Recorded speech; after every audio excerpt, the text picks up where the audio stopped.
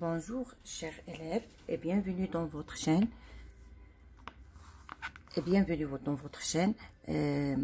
l'univers SVT au Maroc. Alors, ce cours est destiné aux élèves de la première année intitulé Observation des milieux naturels.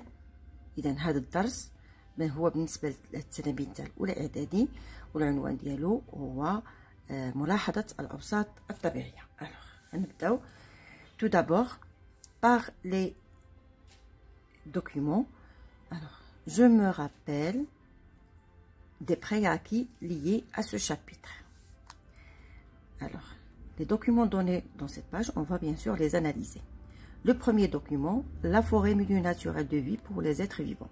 إذا الغابة وسط طبيعي لعيش الكائنات الحية. إذا la première des choses, il faut d'abord donner une définition au mot être vivant اللي هي الكائنات الحية. إذا تعريف نتاع كائن حي. إذا سبق شفنا في السنوات الماضية أن الكائنات الحية كتميزها ما يسمى بالعناصر الإحيائية، بما أن عندها واحد المميزات كتخليها كتسمى كائنات حية. Alors, ces caractéristiques de la vie sont la respiration, la nutrition, la croissance et bien sûr la reproduction. إذا المميزات الإحيائية لكل الكائنات الحية هي التوالد، التغذية، التنفس، النمو. دونك إذا كان أي شيء عنده هذه المميزات فهو كائن حي وليس بشيء، وإذا ما كانوش عنده هذه المميزات فهو من الأشياء أو appartient au monde non vivant du milieu naturel. Alors, passons au deuxième document.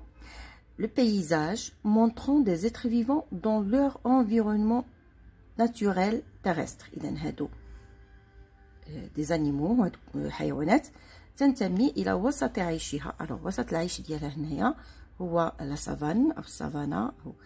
إذا هاد الكائنات الحية هي تنتمي لهذا الوسط نتاع العيش، بمعنى أن الكائنات اللي كنقدروا نلقاو في هذا الوسط بيان سور ما غاديش نلقاوهم في الوسط الآخر. Alors ici un troisième milieu. Alors dans ce cas c'est un milieu aquatique, alors que les deux milieux précédents كانوا des milieux اللي هما terrestres. donc déjà قدرنا نفرقوا هنايا ما بين جوج الأنواع نتاع الأوساط الطبيعية. إذا الأوساط القارية les milieux terrestres والوسط المائي c'est le milieu aquatique. donc on voit ici aussi on a des animaux qui appartiennent à ce milieu. Troisième, plutôt le quatrième document, le sol, milieu de vie d'une communauté des êtres vivants. إذن أيضا التربة هي من الأوساط الطبيعية. alors le sol, milieu de vie d'une grande communauté d'êtres vivants، بمعنى أن مجموعة كبيرة من الكائنات الحية كنلقاوها كتواجد في التربة، وهو مكان لعيش هذه الكائنات الحية. من بينها كما كتلاحظوا هنايا عندنا ديدان الأرض ce sont les vers de terre ou bien des lombriques، وكنلقاو أيضا كائنات اللي هي مجهرية، والأغلبية نتاع الكائنات الحية اللي كتعيش في التربة هي كائنات مجهرية ce sont des micro-organismes du sol. Passons au document 5. donc la relation entre quelques composants de l'environnement. alors هنا علاقات ما بين مكونات هاد الأوساط، وكما كتلاحظوا العلاقات هنا هي عبارة أو مرسومة بالأسهم. donc les relations qui existent entre ces animaux, quand vous voyez il y a des flèches et les flèches, la flèche veut dire manger par. donc كما كتلاحظوا هنايا ما عندناش سلسلة غذائية بل عندنا هنايا شبكات غذائية. donc ici on a un réseau alimentaire. ça veut dire que la plus importante relation qui relie entre ces animaux c'est la relation alimentaire. Très bien. alors je m'interroge, la zone boisée contenant, alors ici on a la zone boisée contenant de nombreux animaux et végétaux. إذا هذا واحد الوسط طبيعي كنسموها une zone boisée. boisée ça veut dire جايه من le mot bois. alors هنايا عندنا مجموعة من الكائنات كتعيش في هذه المنطقة اللي هي لا زون بوازي. alors هنالك حيوانات وبطبيعة الحال كنلقاو أيضا النباتات. alors النباتات هنايا فكنلاحظوا اللون الأخضر. إذا هنا عندنا النباتات الخضراء donc les plantes vertes، Et on a aussi des animaux, les animaux représentés par la vipère, le mésange, les papillons, l'escargot, l'araignée, etc. Très bien. Alors, deuxième document, je m'interroge. On voit l'étang, milieu de vie contenant une grande biodiversité. Alors, la biodiversité, شنو كنقصدوا بها؟ كنقصدوا بها التنوع في الكائنات الحية. إذا هذا الوسط الطبيعي ما يميزه أن عندنا كثرة من الحيوانات، وهذه الحيوانات بطبيعة الحال كتعطيني واحد تنوع كبير في الكائنات الحية. Document 3. L'image montrant des relations avec le monde minéral, les girafes qui boivent de l'eau. Alors, الوثيقة هنا كتمثل لي بطبيعة الحال الوسط الطبيعي كتعيش فيه هاد الزرافات. الزرافات سي ان élément bien sûr vivant لأنه كائنات حية، بينما هنا الماء فالماء هو مادة معدنية، سي ان élément minéral et c'est un élément non vivant. alors هنايا كيبين لي ما هي العلاقة الموجودة ما بين الكائن الحي و العنصر الغير الحي داخل نفس الوسط الطبيعي. كما شفنا ان كاين علاقات كتجمع ما بين الكائنات الحيه بعضياتها، فكاين ايضا علاقه كتجمع ما بين الجزء الحي اللي هنايا بطبيعه الحال هو الزرافه والجزء الغير الحي اللي هنايا هو الماء. alors le dernier document c'est l'élément commun à tous les êtres vivants. alors quel est cet élément commun à tous les êtres vivants اللي هو داك الشيء المشترك عند كل الكائنات الحية؟ هذا العنصر المشترك ما هو إلا بيان سور لا سيلول، الخلية، بمعنى أن كل هذه الكائنات الحية هي مكونة من الخلايا، وغادي نتعرفوا بطبيعة الحال من بعد وغنقوموا بدراسة لهاد لا سيلول بيان سور، غادي نشوفوا الفرق ما بين الخلية الحيوانية والخلية النباتية. L'environnement présente une multitude de paysages. إذن في الأوسط في الوسط ديالنا أو كل l'environnement هو كل ما كيحيط بنا. alors présente une multitude de paysages، بمعنى أن مجموعة كبيرة من الأوساط constituée d'une grande variété de composantes، وبالتالي عندنا أيضا هاد الأوساط الطبيعية مكونة من مكونات مختلفة. alors quels sont les composants de nos milieux de vie؟ شنو هما المكونات نتاع هاد الأوساط الطبيعية اللي كتحيط بنا؟ quelles sont les relations entre ces composantes؟ شنو هي العلاقة الموجودة ما بين هاد المكونات الوسط؟ و quel est le point commun à tous les êtres vivants، بمعنى ما هو الشيء المشترك عند كل الكائنات الحية. Très bien, alors on commence par la séquence 1, la diversité des milieux naturels. المقطع الأول تنوع الأوساط الطبيعية. إذن في المقدمة تاع هذا الدرس شفنا بعض الأوساط الطبيعية، وفي هاد لا séquence donc dans cette séquence on veut mettre en évidence la diversité des milieux naturels، بمعنى غادي نشوفوا تنوع في الأوساط الطبيعية ainsi que les caractéristiques communes، ونشوفوا شنو هما المميزات لكل هذه الأوساط الطبيعية. On cherche aussi à proposer des hypothèses à propos des interactions entre les êtres vivants، وغادي نحاولوا ما أمكن نشوفوا شنو هما العلاقات اللي كتجمع لنا ما بين هاد الكائنات الحية المتواجدة في نفس هذه الأوساط et entre ceci et les éléments non vivants du milieu، ونشوفوا أيضا شنو هي العلاقة اللي كتربط بين المكونات الحية والمكونات الغير الحية في نفس الوسط الطبيعي. alors tout d'abord دائما كنبداو je pose le problème. alors on pose problématique، je pose le problème. tout près de chez toi، إذن في الأماكن المجاورة لك أو كل ما يحيطك tu peux observer de nombreux milieux naturels. إذن تلاحظ على أن هنالك مجموعة من الأوساط الطبيعية ils font partie de ton environnement. إذن هاد الأوساط هادي كيمثلوا المحيط ديالك. découvrons ensemble ces milieux de vie. إذن نحاولوا ما أمكن نكتشفوا هاد الأوساط الطبيعية. quelle différence y a-t-il entre les différents milieux naturels؟ ونشوفوا شنو هي الاختلاف أو شنو هي الاختلافات الموجودة ما بين هاد الأوساط الطبيعية. et on va chercher à expliquer la diversité de ces milieux naturels، ونحاولوا نفسروا علاش كاين هاد التنوع الكبير في الأوساط الطبيعية. alors la première activité, donc activité 1, découvrir les milieux aquatiques بمعنى الكشف عن الأوساط المائية. alors كما كتلاحظوا هنا في الصورة عندنا مثال لوسط طبيعي. إذا هذا الوسط الطبيعي هو لو بيزاج كوتيي. دوكيومون 1 بيزاج كوتيي. إذا هو واحد الوسط ساحلي لي كوت السواحل بيزاج كوتي. الوغ اللي كيميز هذا البيزاج كوتي ان فيه الماء، اذا سي لو، فيه لو سابل هو الرمل، ثم فيه لا فيجيتاسيون. لا فيجيتاسيون هنايا elle est représentée par des arbres, les arbustes etc. دونك كما كنلاحظوا هنايا في نفس الوسط عندنا مكونات اللي هي حيه اللي هي les plantes et bien sûr on va y trouver aussi des animaux. وعندنا المكونات الغير الحيه اللي هي هنا الرمل والماء. Très bien. Alors passons au deuxième document. Alors le deuxième document, toujours un exemple de milieu naturel. Ici on a un lac, donc la même chose. Donc on voit des êtres vivants et aussi les éléments non vivants représentés par l'eau, l'air, etc. Alors, l'activité 2. Découvrir